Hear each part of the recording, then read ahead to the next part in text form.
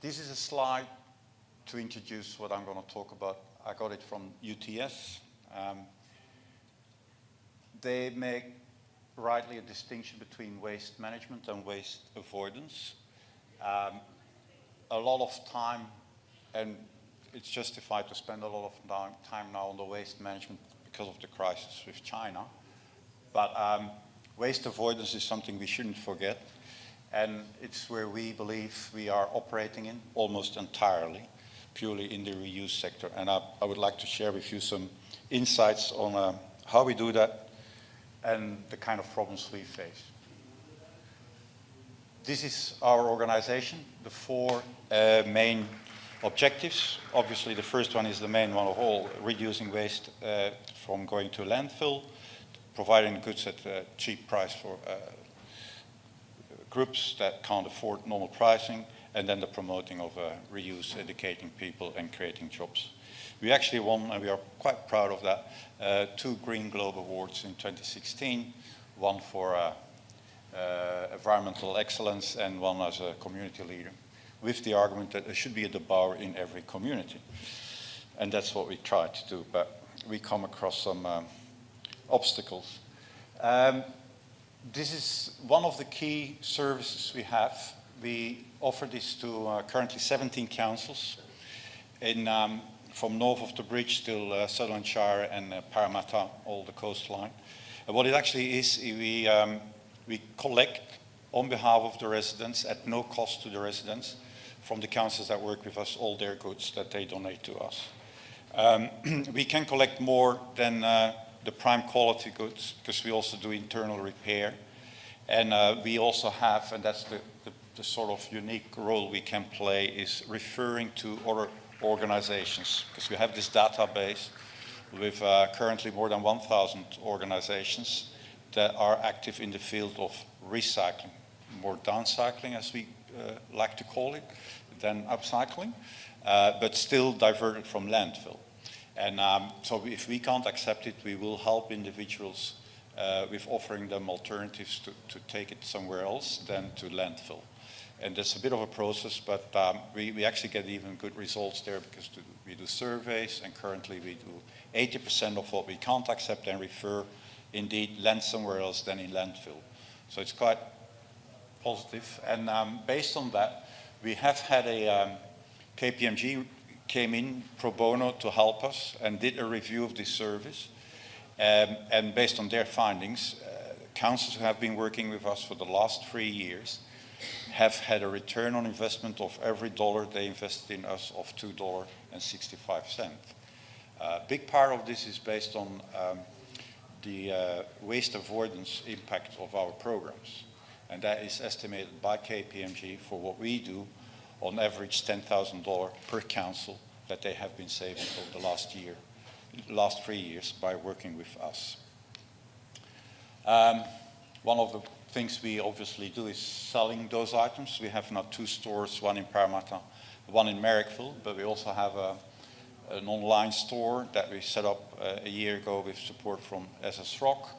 But we invest a lot in reusing it for different purposes, and bespoke, like the table you see there on your right side, is actually built from reclaimed timber from old furniture that we strip back and that we reuse the material and then make that table bespoke. And here, upcycle projects that we sell. We have a lot of customers that actually, and I'll talk to that in the next slide, learn the skills via us and learn how to repair, and they can then sell their items in our own stores.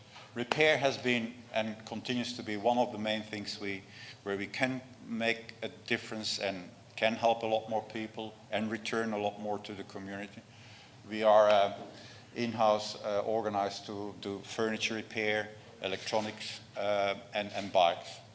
And we also offer paid repair services. And for those that have seen the War on Waste program, we were in there with the Repair Cafe, because we introduced that in Australia a couple of years ago, and since then that has taken off big time. We are now actually asked all over, not just in New South Wales, but all over the country, to come out and help them to set up those kind of programs. But we do that with the brakes on because we don't have the capacity to go everywhere and to help everybody. There's currently talks with the ABC to run a new program specifically on repair cafes with us, so that could come out next year as a new program. What we also do a lot, and actually almost every day now, we run at least 2 workshops somewhere in the Sydney metropolitan area. The tricks of the trades, as we call them, about upholstery, furniture restoration, and carpentry in general. Also for kids, we have a lot of, for schools and during the school holidays programs. We now have an arrangement with Sydney Community College to run, and that's what we do in our workshop space in Redfern down there, every evening.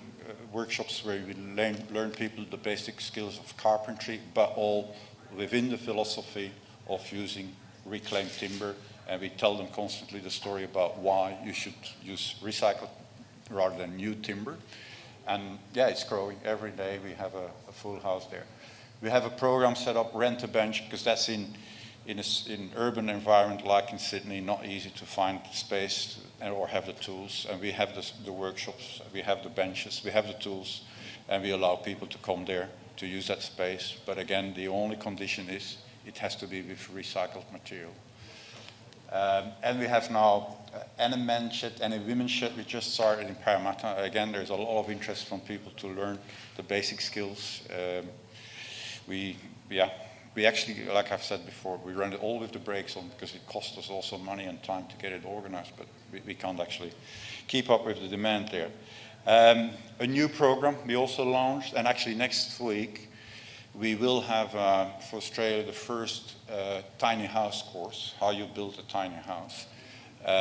We were sort of rolled into that story because some of the people from the movement of the tiny house came to us and asked if they could use our building material. We have in our store in Marrickville a lot of building material, and that's where we got the idea that there is actually an interest and a market basically to show how you can build a tiny house with recycled material. We have since built 3 tiny houses ourselves and auctioned them out every time. And next week we start actually a course with 17 participants.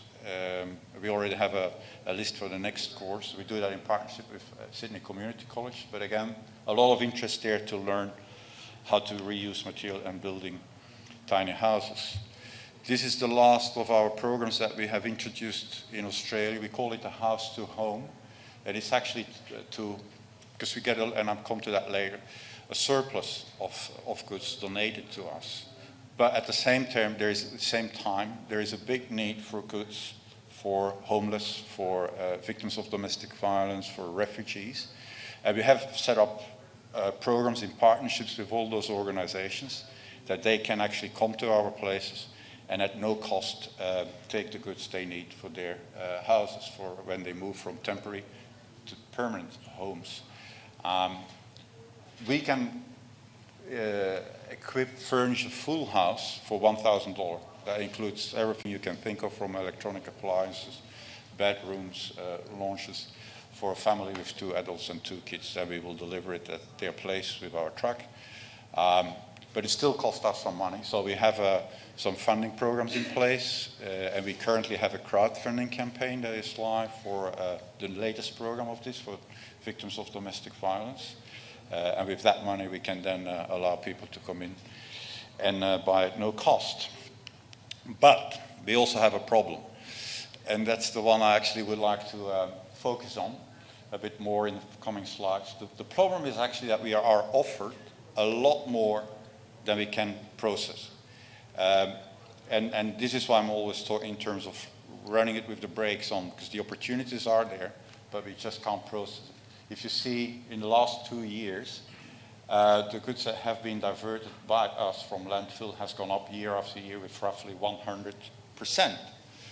But we only sold with an increase of between 10 and 50%, which means we have to refer more and more and more to other places, to this list of 1,000 organizations, and that is going up with more than 200% per year. We currently, in fact, refer 70% of what is offered to us because we simply can't process it. We don't have the space, we don't have the resources, and we help our organization. That's the positive side, but even there, they are hitting a wall, all those other organizations. If you talk to the Salvos, the Vinis, they all struggle. There's way more available than actually can be returned to the communities. And that's, I think, one of the biggest problems that we should, in the reuse world. I know it's a step above recycling, but even in that world, there are challenges that we face currently and that we would like to find solutions for. We think there are some solutions, and they should be found in the legislation and in the market world. And I have some examples collected from overseas where simple is maybe an exaggeration, but where solutions have been introduced and work and have made a difference. For example, in Sweden, the tax break for repair of goods, where people can either deduct it from their income if they have repaired their own item, or there's no GST on top of second-hand goods that you have repaired. And the benefits are obviously for the sector. There's employment you can create out of this. There's an environmental footprint that is reduced because of it. And you actually produce better products and they last longer. But that's just one of the options. Another one, there's actually a big story around in even the US, is the right to repair. In France, they introduced in 2015 legislation that actually made it mandatory for manufacturers to have at least for 2 years spare parts available and allow for repair and have the manuals that you know how to do it yourself. It has been a big fight there to get that introduced, but they got it through the legislation. In New York or in the US in general, they have tried similar things. New York State is actually currently in court trying to get through their own Right to Repair Act to get manuals and parts to repair their device. And guess who is trying to stop it? The industry. Apple is the main one leading the fight there to stop that because they don't want their items to be easily repaired. So it's a big struggle. We understand that, but it works. In France and Germany has followed them, and Norway has followed them as well. This is another story that I think has potential, and it has been mentioned before. There is a lot of import, cheap import, but it makes it very difficult for us to compete. Like the table you see here is one of those tables we made ourselves, again with recycled, reclaimed timber. But the time it takes to clean it, to denail it, to produce something out of it is actually time and labor intense and costly. And you almost can't compete with the cheap import from overseas. So there should be a restriction there in some shape to allow for us to at least produce reused material in the country. And again, it has the same benefits as for the other programs. The last one is red tape. You could use other terms like stewardship or accountability, but there are in Australia still some legal restrictions to reuse second-hand material. For example, for toys and infant second-hand products. In the presentation of Switzerland, toys was mentioned as one of the big things, and it's true. In Europe, you can actually easily resell toys. Here in Australia, it's restricted, and I have investigated this option with Choice, the consumer organization. They have been very clear. It's forbidden, and it's forbidden because the ACC guide is actually saying that if you don't have the original instructions and information about the risk, the hazards to it, with it, you can't resell it. And given that those instructions come with the packaging, and when it's recycled, packaging is a long time gone, and you have no evidence of what the possible risks are for a product, and therefore it's forbidden to sell it. So a lot of us in the sector, if we do it, we actually do it illegally. As an individual, you can do it for a garage sale, but not as a business. I've been managing in Belgium a recycling center 20 years ago. Toys was one of the big money makers, because that's something that goes hand to hand very quickly, very easily. But here, there is a red tape that doesn't allow for it. The same with child restraints and prams and all of those child tools and vehicles can be easily reused and handed over to the next. But again, if you don't have the right justification and instructions with it, it's forbidden to do it. The good thing is that some councils, and I see more and more councils here, offering free safety checks for those items, which gives it a second life, an opportunity at least to have a second life. But if you would strictly follow the rule, you can't give it away, you have to throw it away once you stop using it. In Europe, the solution they have there is they put a CE market, not on the packaging, but on the product itself. And then you know what condition it is and to whom and for what age it can be used and what the risks are involved. Those were some legal legislative solutions. There are also market solutions that can be looked at and that we ourselves can and should introduce. And given my background from Belgium, I've used an example of Belgium of how they do it there. And in 2015, based on the data that is available there, they have evidence that every Belgian citizen buys 5 kilo second-hand goods per year. And that's in 2015, so it has already gone up. But they have a long history of planning and working towards that. If we would convert that to Australia, we would divert 120,000 tonnes from landfill per year. And we would save, on the average fee that councils have to pay of $200 per tonne, we would save 24 million annually if we would be able to implement at that scale. But to get to that point, there is going to be a marketing, there is going to be a campaign needed to convince people that buying second-hand is good and has a benefit. And it's also up to the sector, to us, then to communicate that in a positive way. We have to go away from the notion of it being waste or rubbish. We shouldn't talk in those terms anymore about it. We should talk about it in terms of the nice and long-lasting quality of the products, and we should redesign them like we do. And also our visual presentation, the graphics we use, the stories we should tell about those products, all of that will make a difference. We have had another pro bono project from Accenture, another of those big companies that did a review of our branding. And we have a complete project ready to roll out, but again, this is going to cost us money, which we currently don't have. Another market solution, and it's actually linked to what I already mentioned about house to home. And in the UK, it is actually already an official partnership between the reuse sector and the housing associations. They call it the win-win, win for the environment, win for those disadvantaged groups. And you just create a complete new market for all of those people that are in need of those goods. I've been talking to New South Wales Facts here in Australia about this project, and there are grants, accommodation grants available, but they're only for the buildings, not for the furniture that should go in it. So I'm constantly left out of grants and support programs, despite that we have all the goods available. And currently we actually have to reject them ourselves. So simple solutions, if we would work on them. The last slide about solutions is, again, from overseas. The sector has to be organized better, and we are in the process with Zero Waste Network to go there. But specifically for reuse, we should go a step further. We should have a label for ourselves, like in Scotland, about what is the quality standard for a reused item. Even the sector, like in Belgium, the network, and that is backed by the Belgian version of EPA. They have set up criteria of what a reuse organization should do and should look like, and outcomes and results they expect from them. And then they have created a catchment area basically per region in Belgium for a reuse organization. And the whole country is covered, and they all follow the same principles and data reporting. Next steps is my last slide.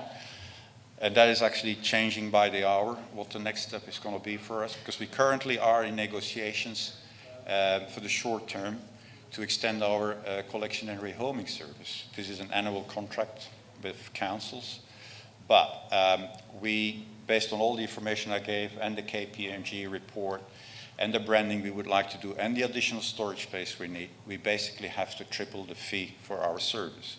And that's currently beyond reach for the councils, given the other crisis they face and the challenges they have. So de facto at this point, none of the councils is able to pay for the service anymore, and we might have to discontinue all of this.